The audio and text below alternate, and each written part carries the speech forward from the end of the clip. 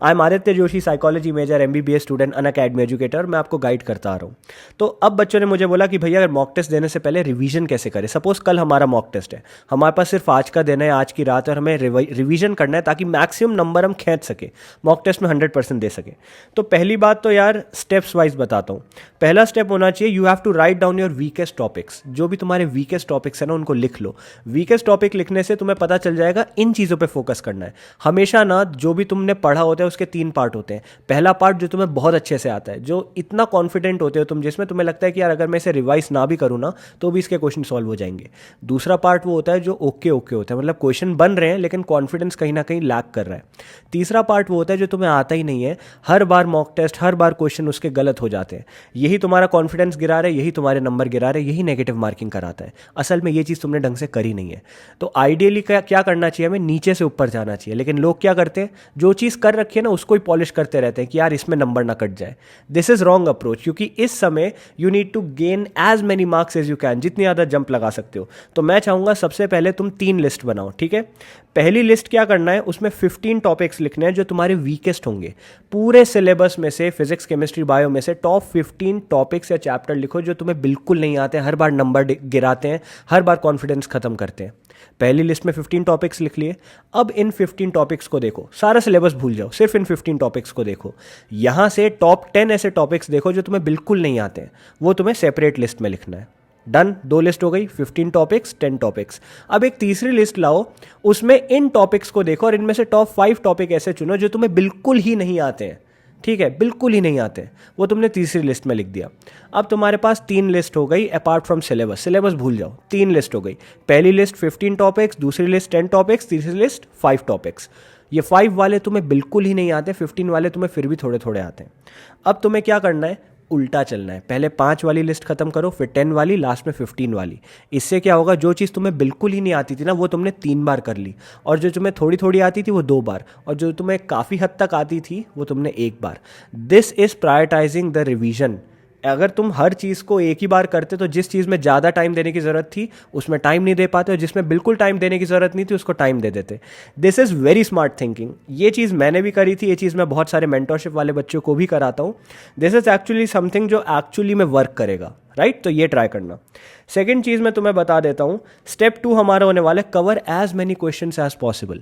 Eight the end what matters is कि तुमने question practice कितनी करी है। अगर मैं कोई क्वेश्चन 10 बार प्रैक्टिस करके जा रहा हूँ तो 11वीं बार जब वो नीट या मॉक टेस्ट में आएगा ना, मेरा कॉन्फिडेंस हाई हो रखा होगा, मुझे पता होगा ये क्वेश्चन मैंने पहले कर रखा है, ये क्वेश्चन गलत हो ही नहीं सकता, जल्दी भी सॉल्व होगा, कॉन्फिडेंस भी आएगा, टाइम भी सेव होगा, नंबर भी मिलेंगे, राइट। तो इस समय अगर तुम्हारा मॉक टेस्ट बहुत पास आ गया तो थ्योरी कम करो, क्वेश्चन ज़्यादा करो। अंडरस्टूड। तुम्हें क्या करना है, स्पीड सॉल्विंग देखनी है फिजिक्स की। दिस इज समथिंग जो मैं बहुत बच्चों को बोलता हूँ। पता है हमारा ब्रेन ना एक्टिव की जगह पैसिवली भी स्टडी कर सकता है। अगर तुम यूट्यूब में एडुनीति जैसे बहुत सारे चैनल्स हैं जो जेई वाले बच्चों को पढ़ाते हैं, वो ना स्पीड सॉल्विंग डालते हैं। फिजिक्स के स्पीड सॉल्विंग डाल दी, नीट के पेपर की स्पीड सॉल्विंग डाल दी, मतलब सारे क्वेश्चंस को ट्रिक्स एंड ट्रिक्स लगा के, कुछ भी हैक्स लगा के जल्दी जल्दी सॉल्व करते हैं। इसको देखते रहो, इससे ना तुम्हें कहीं ना कहीं सबकॉन्शियसली वो इनपुट आते रहेगा दिमाग में, अच्छा इसने ऐसे ही किया था सॉल्व, अच्छा इस क्वेश्चन को ऐसे सॉल्व कर सकते हैं, अच्छा ये तो कट गया था, इतनी कैलकुलेशन करने की जरूरत ही नहीं थी। इस तरीके से ना स्पीड सॉल्विंग करने से कहीं ना कहीं वो क्वेश्चन सबकॉन्शियसली तुम्हारे अंदर फीड होता रहेगा, कॉन्सेप्ट बिल्ड होंगे, ट्रिक्स याद हो पाएगी, टाइम बच पाएगा एंड सबकॉन्शियस लर्निंग हो पाएगी।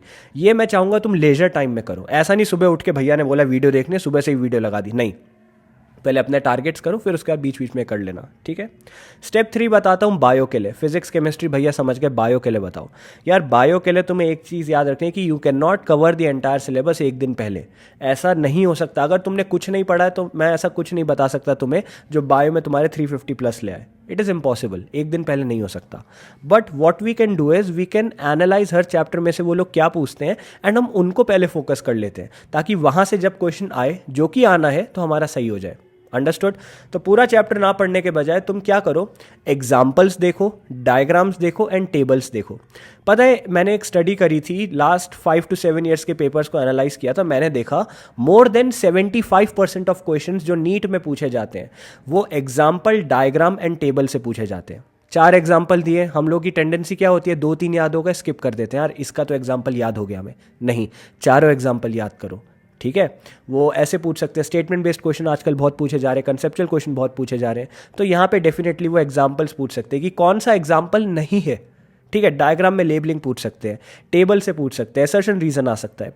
तो एग्जाम्पल, डायग्राम, टेबल, ये 3 चीज़ें तुम हर चैप्टर की अगर कर लेते हो तो 75% ऑफ क्वेश्चन तुम कर सकते हो थियोरेटिकली स्पीकिंग, राइट। अब तुम्हें कैसे करना है, पहले वीकेस्ट चैप्टर उठाओ फिर स्ट्रॉन्गेस्ट की तरफ जाना। ऐसा नहीं जो चैप्टर कर रखा है उसी का रिवीजन मार रहे हो, नहीं, जो चैप्टर नहीं किया है उसको करो, ताकि वहाँ से कोई क्वेश्चन आए तो क्या पता वो सही हो जाए। अंडरस्टूड। अब ये सब चीज़ें मैं तुम्हें वो बोल रहा हूँ जो कल मॉक टेस्ट आ गया तो आज करनी है। ऐसा नहीं कि तुम्हारा मॉक टेस्ट अप्रैल मिड में और अभी से तुम ये करने लग जाओ, अभी पूरा सिलेबस करना। स्टेप 4 मैं बता देता हूँ, that is the most important step, काम योर माइंड। अगर तुम हड़बड़ी में पेपर दोगे ना तो जो क्वेश्चन आता होगा वो भी गलत हो जाएगा। बहुत बार तुमने देखा होगा क्वेश्चन सॉल्व करते हुए, जो क्वेश्चन तुम जल्दी जल्दी कर लेते हो ना फ्लो में आके, वो सही हो जाते हैं। और जिन क्वेश्चन में तुम बिल्कुल बैठ के सोचने लगते हो तो तुम्हें अपने ऊपर से कॉन्फिडेंस हट जाता है, तुम डाउट करने लगते हो क्या यही सही आंसर है, अच्छा ये तो नहीं हो सकता, क्या पता है एक्सेप्शनल केस हो। तो वहाँ तुम सिंपल से क्वेश्चन को भी गलत कर देते हो। तो इसलिए मैं चाहता हूँ काम योर माइंड। इसके लिए मेडिटेट तुम कर सकते हो, डेली योगा कर सकते हो, कुछ भी करो। 5 मिनट पेपर से पहले शांत हो जाओ, बिल्कुल शांत। This is just a paper भाई, ये सिर्फ तुम्हारी प्रैक्टिस के लिए, ये तुम्हें बताएगा तुम कहाँ स्टैंड करते हो ताकि तुम प्लान आउट कर सको। ये एक्चुअल नीट का पेपर नहीं है भाई, इसके लिए दिमाग मत खराब करो इतना, आराम से पेपर दो, ठीक है। Do not be afraid, this paper is just to help you. Do not think about the end result, do not think about judgement. इससे जजमेंटल मत होना कि यार नीट नहीं हो पाएगा भैया, मैं अफ्रेड हूँ, ये वो कुछ नहीं। शांति से बैठ के एक बार दे दो पेपर, मत सोचो कैसा जाएगा, एक बार पेपर दे दो, दैट्स इट। मॉक टेस्ट के लिए यही अप्रोच होनी चाहिए। एंड लास्टली, मॉक टेस्ट दे देने के बाद एनालिसिस ज़रूर करना। एनालिसिस कैसे करना है, क्या करना है, बहुत वीडियोस में मैंने बताया। देखो अब हाई टाइम आ गया है कि तुम लोग मॉक टेस्ट लगाने स्टार्ट कर दो, तुम लगाओ। I am doing 100%, I am giving you माई 100%। तुम जो जो कर सकते हो करो, मैं जो जो कर सकता हूँ करता हूँ, क्योंकि this is the only time जब तुम काम कर सकते हो। अभी नहीं करोगे ना तो लाइफ टाइम रिग्रेट रहेगा कि I was capable of doing it, I was deserving of getting a seat, लेकिन मैंने अपना 100% नहीं दिया और आज कोई और मेरी सीट लेके बैठा है जो उतना डिजर्विंग नहीं था। Okay, I believe in you, you can do it. करो, आराम से करो। ओके।